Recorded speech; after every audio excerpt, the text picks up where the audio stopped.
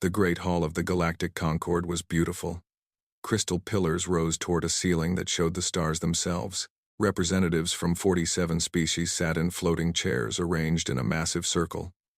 This was the heart of galactic civilization. This was where the powerful decided the fate of trillions. Ambassador Elena Vasquez stood at the center of this hall. She was 73 years old. Her hair was gray. Her face showed the lines of a life spent in service to others. For 40 years, she had represented humanity in this place. For 40 years, she had smiled through insults. She had remained calm through mockery. She had worked tirelessly for peace and cooperation. Today, something in her had finally broken. The vote had been unanimous. All 46 other species had agreed. 3 human colony worlds would be given to the Kreth Dominion. 12 million human lives would become subjects of the Kreth. This was their punishment for a border dispute that humanity had not started. A dispute that humanity had been asked to help solve. Elena looked around the hall. She saw the Valanthe delegation. They were tall beings with blue skin and many tentacles. They considered themselves the most ancient and wise species in the galaxy. Their high speaker, Torvath, looked at Elena with something like amusement. She saw the Kreth representatives. They were massive creatures covered in hard shells, with 4 arms and eyes that never blinked. They were warriors. They had always hated humanity for being given tasks that should have been theirs. She saw the Silithari Collective. They were beings of pure energy contained in crystal bodies. They claimed to be above physical concerns. They had never once voted in humanity's favor. Not once in 300 years. 300 years. That was how long humanity had been part of the Galactic Concord. When humans first reached the stars, they found that the galaxy was already full of life. Ancient civilizations had existed for millions of years. Humanity was young. Humanity was new. Humanity was told to be grateful for being allowed to exist, and humanity had tried so hard to prove their worth. Human soldiers patrolled the dangerous frontier regions where no other species would go. They died by the thousands fighting pirates and monsters and threats that the elder races preferred to ignore. Human engineers built the transit gates that connected the galaxy. They maintained the systems that made interstellar civilization possible. Human doctors developed cures for plagues that killed millions on alien worlds. Human diplomats traveled to war zones and negotiated peace between species that had been enemies for longer than humanity had existed. All of this, humanity did freely. They asked for nothing except respect. They asked to be treated as equals. They never received either. The Valanthe called humans short-lived vermin, because humans only lived for about a century. The Kreth called humans soft weaklings, because humans did not have natural armor. The Silithari refused to even acknowledge human scientists in research councils, claiming that beings who died so quickly could not understand true knowledge. Trade agreements were written to exploit human labor. When human colonies were attacked, the Concord was slow to send help. When human discoveries were made, credit was given to other species. When humans spoke in the assembly, other delegates talked among themselves or simply left. Elena had endured all of this. She had believed that patience and hard work would eventually earn respect. She had been wrong. She thought of the 3 colony worlds. She thought of the 12 million people who would wake up tomorrow as Kreth subjects. The Kreth were not cruel, but they were harsh. They valued strength above all else. Human children would be forced into military training. Human adults would work in Kreth factories. Human culture would be slowly erased, and the Concord had voted for this unanimously. Every single species had agreed that human lives were worth less than keeping the Kreth happy. Elena took a deep breath. She pressed a button on her wrist device. Across Concord space, every human ship, every human station, every human outpost received her signal. They knew what it meant. They had prepared for this day. They had hoped it would never come. "Honored representatives," Elena said. Her voice was calm. Her hands did not shake. "I have served this body for 40 years. I have given my life to the cause of galactic unity. I have watched humanity give everything to this Concord, asking only for basic dignity in return." She paused. The hall was silent. Some delegates looked confused. Others looked annoyed that a human was speaking for so long. "Today, you have taken 3 of our worlds and given them away like property. 12 million of our people. You did not ask us. You did not warn us. You simply decided that human lives are worth nothing." High Speaker Torvath waved a tentacle dismissively. Ambassador Vasquez, this drama is unnecessary. The decision is made. Accept it with grace. Elena smiled. It was not a warm smile. Humanity withdraws from the Galactic Concord, she said, effective immediately.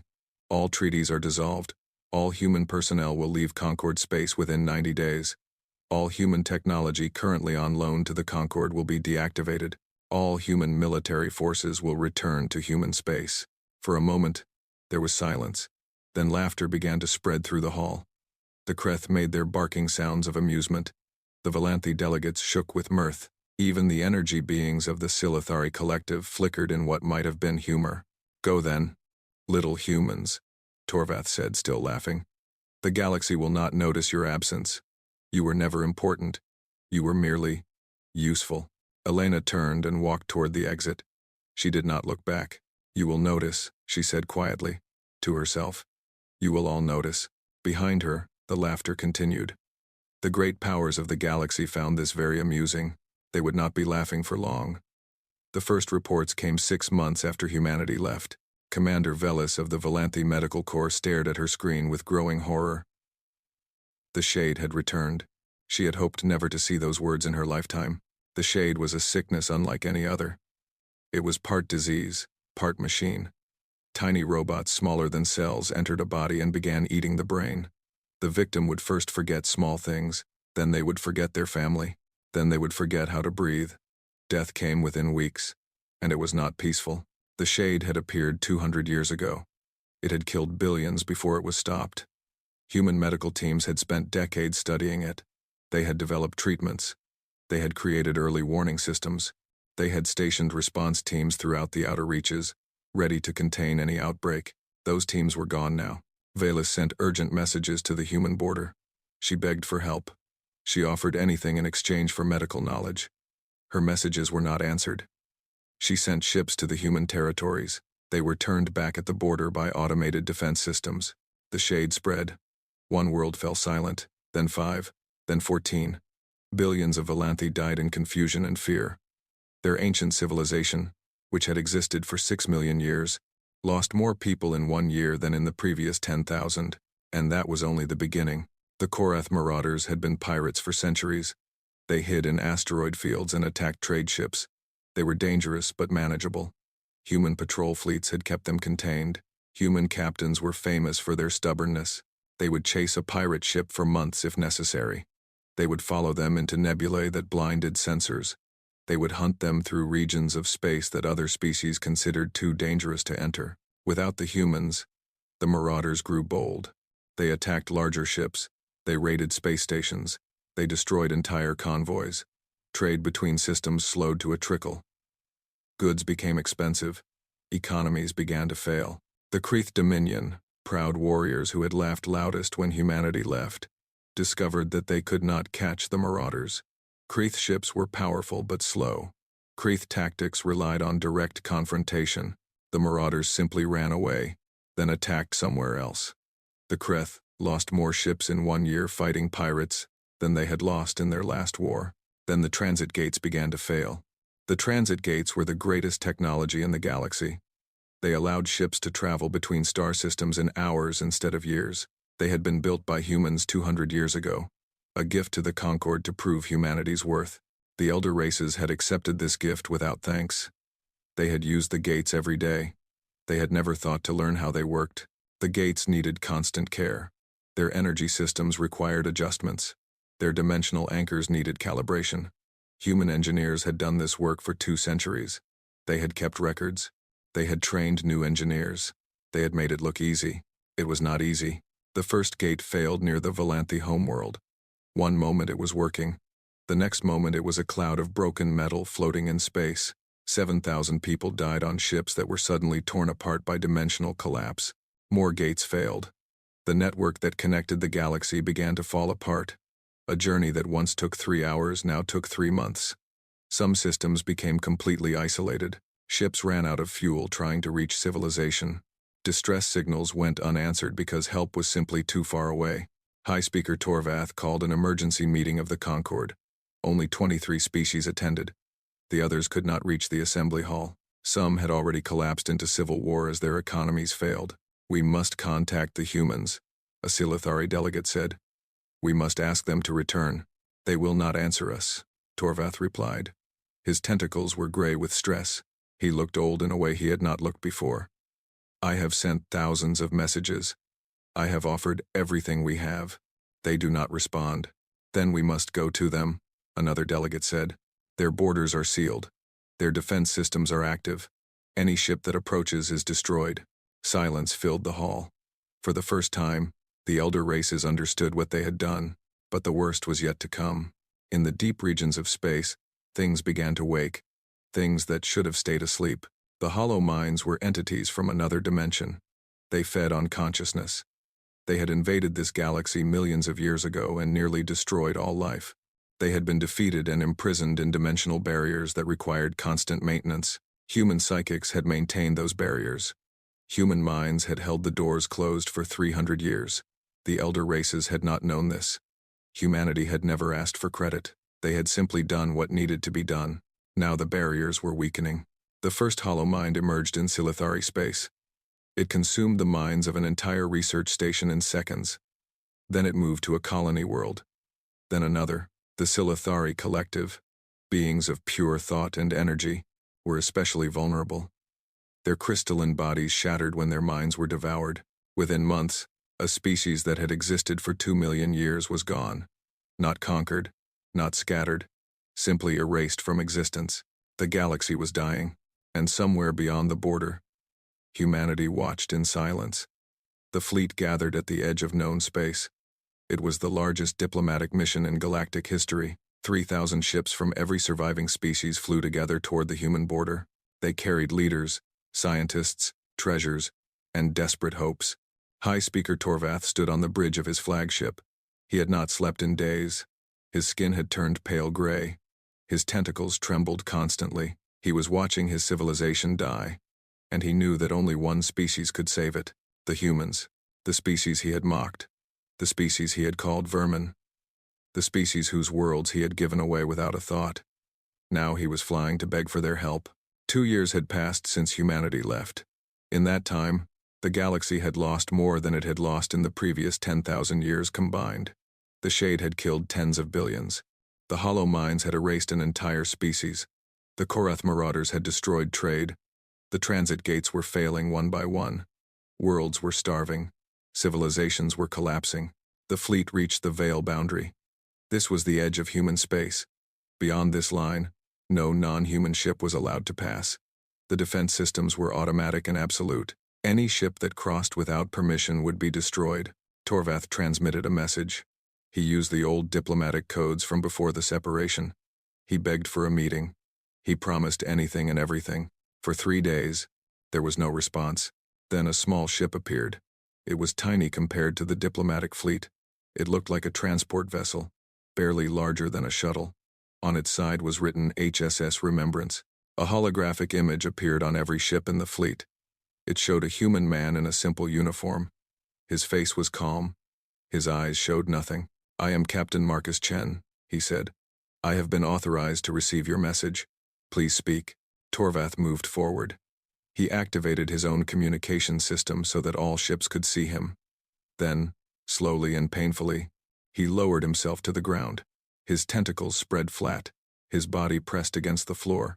This was the Volanthi gesture of absolute submission. No high speaker had performed it in 10,000 years. "Captain Chen," Torvath said, his voice breaking, "we were fools. We see that now. We treated humanity with disrespect and cruelty. We ignored your contributions. We took you for granted. We were wrong." He raised his head slightly. Tears fell from his ancient eyes. "Please, return to us. Name your price. We will pay anything. We will give anything. Just help us survive." Chen's expression did not change. He waited until Torvath finished speaking. Then he nodded slightly. "Your apology is accepted," he said, "and it is appreciated. However, I am not here to negotiate. I am here to inform you of humanity's decision." A cold feeling spread through Torvath's body. "Decision?" he whispered. "Humanity has debated for 2 years," Chen explained. "We discussed returning to help. We discussed revenge. We discussed many options. In the end, we chose something else entirely. He paused. Every being in the fleet held their breath. Humanity is leaving this galaxy. Silence. Complete and total silence. Torvath could not understand the words. They made no sense. Leave the galaxy? That was impossible. The nearest galaxy was millions of light years away. Even with the fastest ships, the journey would take countless generations. I do not understand, a Kreeth commander said. You cannot leave the galaxy. It is impossible. It is not impossible, Chen replied. It is simply beyond your technology. During our time in the Concord, humanity was never allowed to share in advanced research. We were considered too young, too primitive, so we conducted our own research in secret. We have made discoveries that you cannot imagine. The holographic display changed. It showed a diagram of the galaxy, a spiral of stars. Then it showed something else, a line extending from the galaxy's edge, reaching out into the dark void between galaxies, reaching toward a distant spiral of light. Andromeda, Chen said, 2.5 million light-years away. We will reach it in approximately 300 years. Our ships are already prepared. We leave within the decade. 300 years. The Kreeth commander sounded shocked. That is 10 generations for humans. You would spend 10 generations in the void? We would, Chen said simply. We have decided that this galaxy holds nothing for us. We gave everything we had for 3 centuries. We received nothing but contempt. We will not make that mistake again. Torvath stood up slowly. His legs were weak. His mind was trying to grasp what he was hearing. If you leave, he said, we will die. All of us. The shade is spreading. The hollow minds are growing stronger. Our technology is failing. Without your help, galactic civilization will collapse. Chen nodded. Yes, we know. And you do not care? For the first time, something flickered in Chen's eyes. Something like sadness. Or perhaps it was just the holographic display. We care very much, he said quietly. We care about the billions who will suffer. We care about the children who will grow up in darkness. We mourn for you. But we also remember. We remember every insult, every betrayal. Every time we were told we were nothing. Every time we sacrificed and were given only contempt in return. He straightened his uniform. You asked us to save you. For 300 years we did. And you repaid us by taking our worlds and calling us vermin. Now you ask us to save you again. His voice became harder. Save yourselves. We are done. The holographic image disappeared. The small human ship turned and flew back beyond the veil boundary. Within seconds, it was gone. The diplomatic fleet remained at the border for 3 weeks. They sent message after message. They offered every treasure their civilizations possessed. They begged. They pleaded. They threatened. No one answered. Finally, with fuel running low and hope exhausted, the fleet turned back toward their dying galaxy. Torvath sat alone in his cabin and wept. The years passed slowly. Each one brought more suffering than the last. The Galactic Concord fell apart within a decade of humanity's departure. The remaining species could not agree on anything. Fear and hunger made them suspicious of each other. Old hatreds returned. New wars began. The Kreeth Dominion attacked first. They had always believed in strength, and they saw weakness everywhere. Their fleets conquered 17 star systems before the Valanthi organized a defense. The war lasted 8 years. Both sides lost more ships than they could replace. Both sides lost more people than they could count. When it finally ended, neither side had won. Both were broken. The shade continued to spread. Without human medical knowledge, the disease was impossible to stop. Quarantine was the only option. Infected worlds were abandoned. Ships from those regions were destroyed on sight. Fear of the shade became greater than the disease itself. Entire populations were left to die because no one dared to help them. The transit gates continued to fail. By the 20th year after humanity left, only a handful remained working. Travel between star systems returned to the old methods. Ships that once made the journey in hours now required years. Many ships launched and were never seen again. Lost in the vast emptiness between stars, the hollow minds grew stronger with each passing year. They had consumed the Silithari collective completely. Now they spread to other regions. Their presence was like a shadow in the mind. People near Hollow Mind territory reported nightmares. Some went mad. Some simply stopped thinking. their consciousness devoured while their bodies continued to walk and breathe. In the 35th year, a young Valanthi historian named Saris began a project. She wanted to understand what had happened. She wanted to know how the greatest civilization in galactic history had fallen so far so fast. She searched through old records. She found documents that had been classified. She discovered reports that had been hidden. And slowly, piece by piece, she learned the truth about humanity. She learned that human soldiers had fought on the frontier for 300 years, not because they were ordered to, because no one else would. Millions of humans had died protecting species that never thanked them. She learned that human engineers had built the transit gates without payment. They had given this technology freely, asking only for the Concorde to maintain the gates properly. The Concorde had never bothered to learn how. She learned that human doctors had cured 27 different plagues that had threatened galactic civilization. They had shared their cures without demanding credit. Other species had claimed these achievements as their own. She learned about the hollow minds. She discovered that humanity had known about the dimensional barriers since they joined the Concorde. They had quietly taken responsibility for maintaining those barriers. They had trained special psychics for this purpose. They had asked for nothing in return. They had never even told anyone what they were doing. Saris found records of Concorde meetings where human representatives had requested basic rights: the right to vote, the right to fair trade agreements, the right to protect their own colonies. Every request had been denied. Every speaker had been mocked. She found personal letters from human diplomats, letters full of frustration and sadness, letters describing the pain of being treated as nothing despite giving everything. One letter was from a young ambassador, Elena Vasquez, written 50 years before humanity left. "They call us primitive," Vasquez had written. "They say we are too young to understand. But I think they are afraid of us. We accomplish in decades what takes them millennia. We solve problems they cannot even understand. We care about species who show us only contempt. I think our kindness confuses them. I think they mistake our patience for weakness. Someday, they may learn the difference. I hope it will not be too late." Saris sat in the ruins of a great library and cried as she read those words. It had been too late. It had been far too late. She published her findings. She hoped the truth would help somehow. She hoped that understanding the past might help build a better future. Instead, she received death threats. Many species did not want to admit their role in the galaxy's collapse. They preferred to blame humanity for abandoning them. They wanted to remember humans as villains, not as victims. Saris continued her work anyway. She gathered every record she could find. She interviewed survivors from that era. She built an archive of human history. They were not perfect, she wrote in her final report. They made mistakes. They could be stubborn and emotional. But they gave us everything they had. They protected us, healed us, built our infrastructure, maintained our safety. They asked for nothing except to be treated with basic dignity. We refused. And when they finally left, we discovered that we had been standing on their shoulders the entire time. The report was read by millions.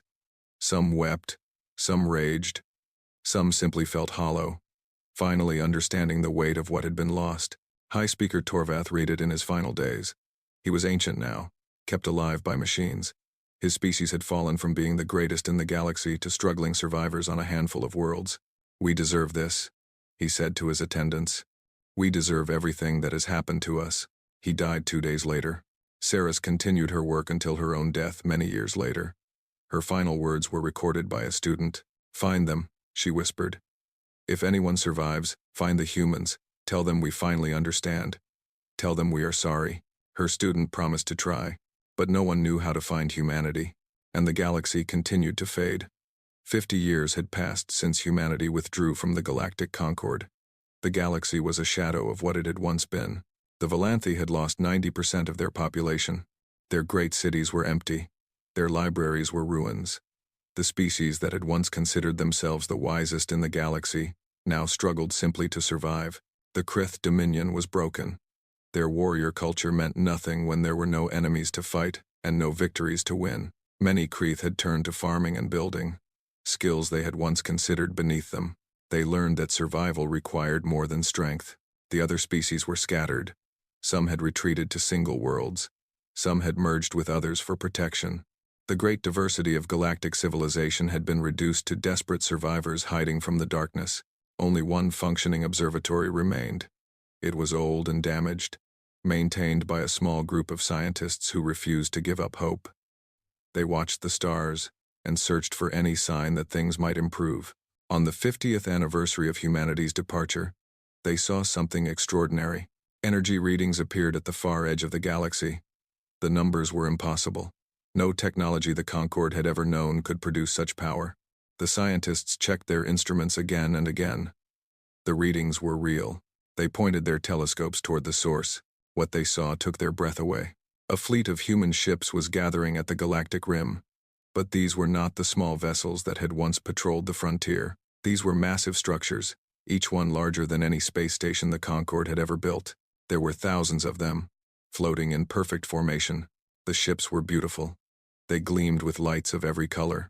Their designs were elegant and strange, using principles of engineering that the watching scientists could not understand. They looked less like vehicles and more like living things, vast and graceful and utterly beyond anything the galaxy had ever seen. The scientists sent messages toward the fleet. They received no response. But they kept watching. Over several weeks, the ships began to move. One by one, they aligned toward a point in the sky, a point 2.5 million light-years away, Andromeda. Then they began to disappear.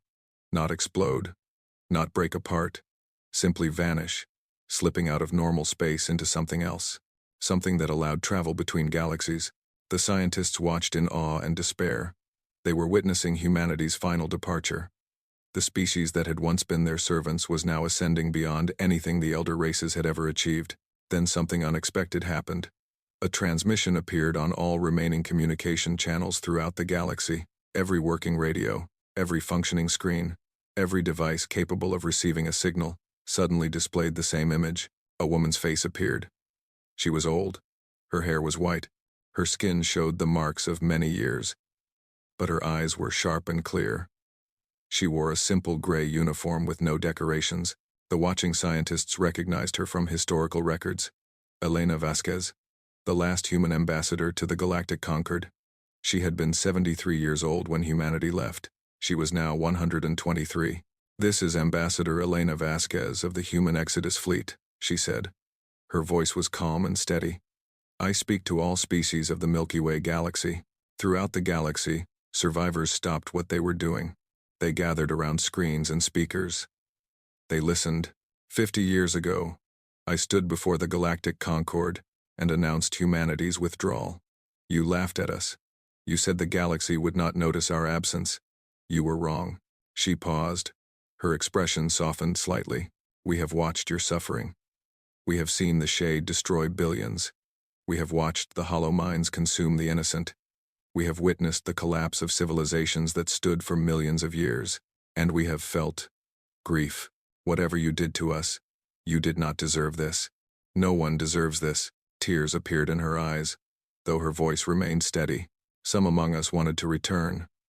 They argued that we should forgive and help rebuild. Others argued that we should feel satisfied that our departure proved our worth. In the end, we chose neither path." The view changed to show the fleet behind her. Thousands of ships, preparing to leave the galaxy forever. "We are going to Andromeda. We will build new civilizations there. We will meet new species, and we will treat them as we wish to be treated. With kindness, with respect, with patience." She looked directly at the camera. It felt like she was looking at each viewer personally. "Perhaps in a few million years, you will rebuild. Perhaps you will learn from what happened. Perhaps your descendants will look up at the stars and wonder about the humans who once lived among them. Perhaps someday, if our descendants return to this galaxy, you will be ready to treat others as equals." She straightened her uniform one last time. "Until then, you will have to save yourselves.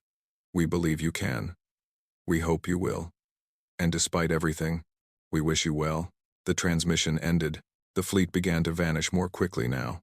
One ship after another slipped into the void between galaxies. Within an hour, only one ship remained, the largest one, the flagship of the Exodus fleet. A final message appeared on the screens: "Goodbye." Then that ship too was gone. The galaxy was silent. Throughout the ruins of civilization, beings of many species looked up at the empty sky. Some felt anger. Some felt shame. Many felt a sadness too deep for words. On a Valanthi world, an old scholar named Saris watched the transmission with her students. She had spent her life documenting human history. Now she had witnessed its final chapter. Will they come back? A young student asked. Saris considered the question. She thought about everything she had learned in her long life.